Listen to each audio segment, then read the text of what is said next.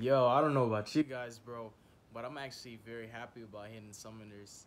A lot of people are saying it's very lackluster, and the set just didn't release tier 1 material and stuff like that. In my opinion, these are the kind of sets that I actually like. Hidden Summoners actually released 3 really awesome decks. The archetypes are pretty incredible in my opinion. I feel that they're decks that already have tier 2 material, except for the Mayakashis. I'm not gonna lie, they're not too impressive, but I get the concept.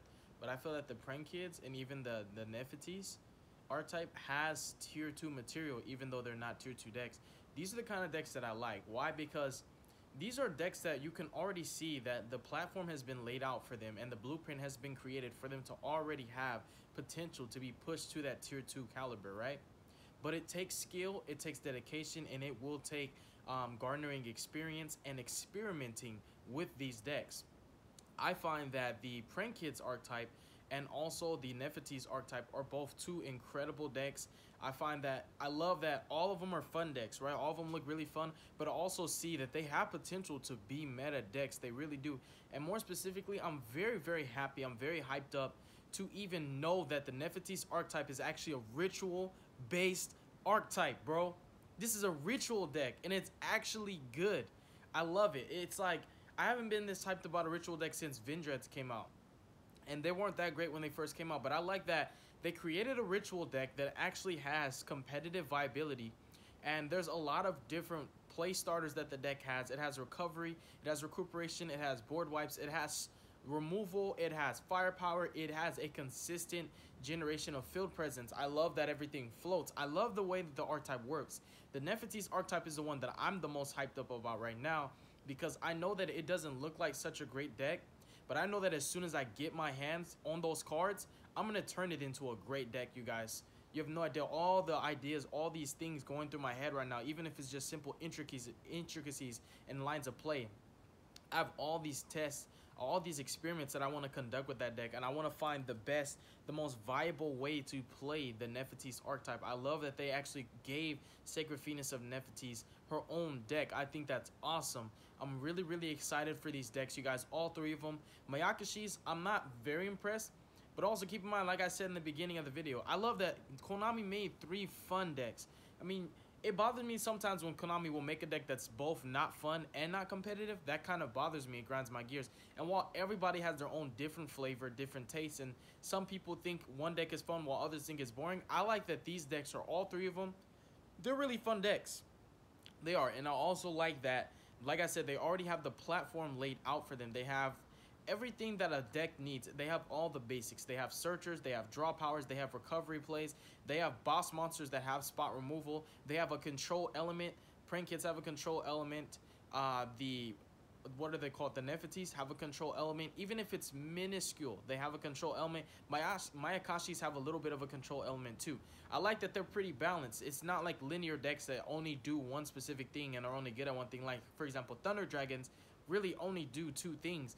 No matter what the main deck monsters are doing, the end goal is for them to summon either Colossus or Titan, and those 2 monsters only do 2 things. They stop you from searching, they can pop cards, and they protect themselves. That gets pretty boring for me.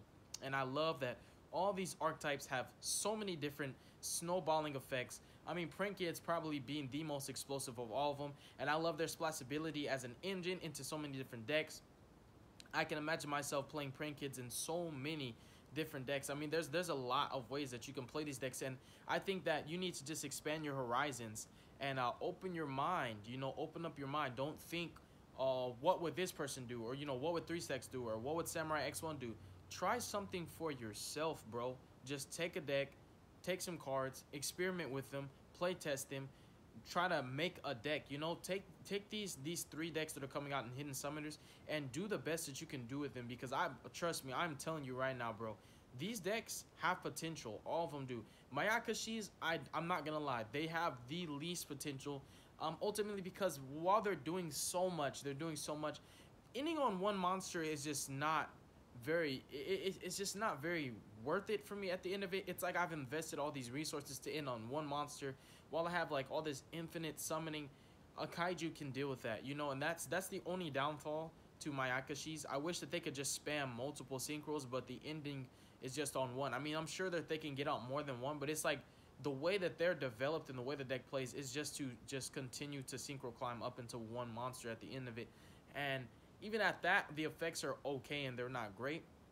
But I think all three of these decks are really fun. I think Prank Kids are probably, like I said, the most explosive. But the one I look forward to the most is actually the Nefertiti's archetype. I'm very, very happy hearing about these decks. And I believe that they're pre-order right now. And I can't get the cards right now. I'm not going to lie. You know, I'm not in a position financially to do that. But I'm really happy and I'm really excited for when the opportunity arises that I can procure the cards. You guys, I'm going to do some crazy stuff with Nefertiti's. That archetype, I'm going to break it, you guys. I'm going to break that archetype. And I'm gonna do the best that I can to make it a tier 2 deck because it has the platform, it has the layout, it has Nefertiti's. To me, it has more access to the resources available for the archetype than even Prank Kids do. Prank Kids, don't get me wrong, all the monsters float and special summon into their guys. So I'm not saying that it doesn't have accessibility either. It does. It has tons of accessibility. It has tons of filters and tons of play starters. It has a lot of utility. But the Nefertiti's archetype, I like that it has a tour guide, it has multiple searchers, it has a link monster that can also search out its cards.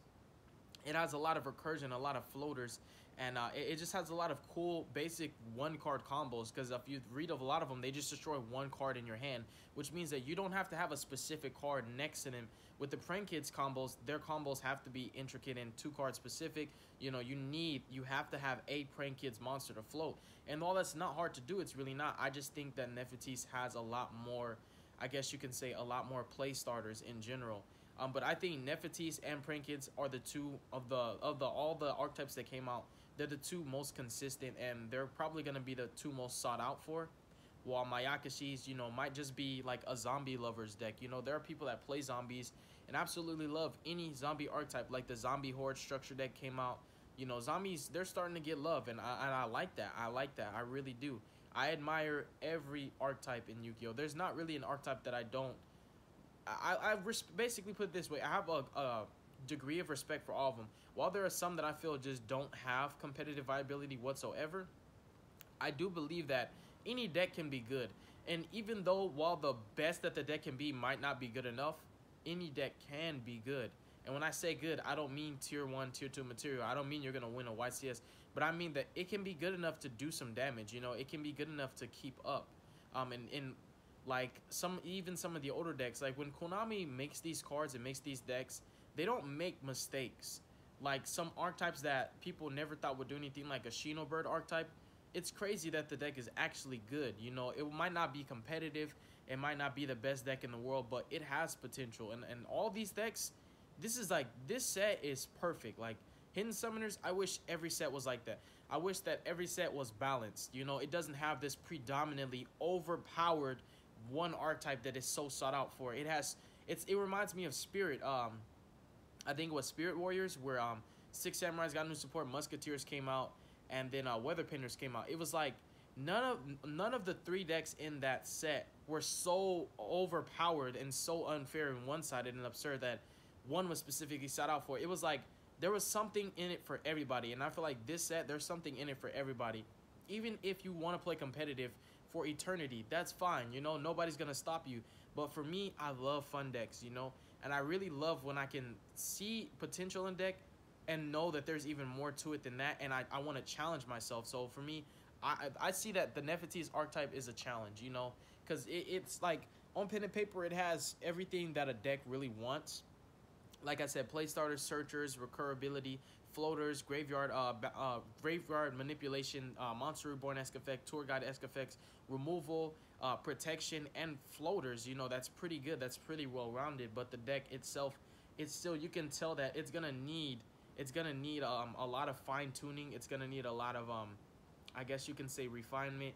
It's definitely gonna need for you to put a huge emphasis, I feel, on the ritual aspect of it. Because I find that the ritual monsters are really the deck's main way to actually deal damage. Like, especially the level 8 guy. Like, I find that that's the deck's main way to actually deal with meta decks because of that removal that he has, you know. And the main deck monsters can't really hurt your opponent. So I feel that the ritual monsters are the deck's basically beneficial Kurute Mons, in addition to you having the Link monster and the original Sacred Phoenix of Nefertiti's. I find that you're going to have to dedicate the deck to be more ritual eccentric.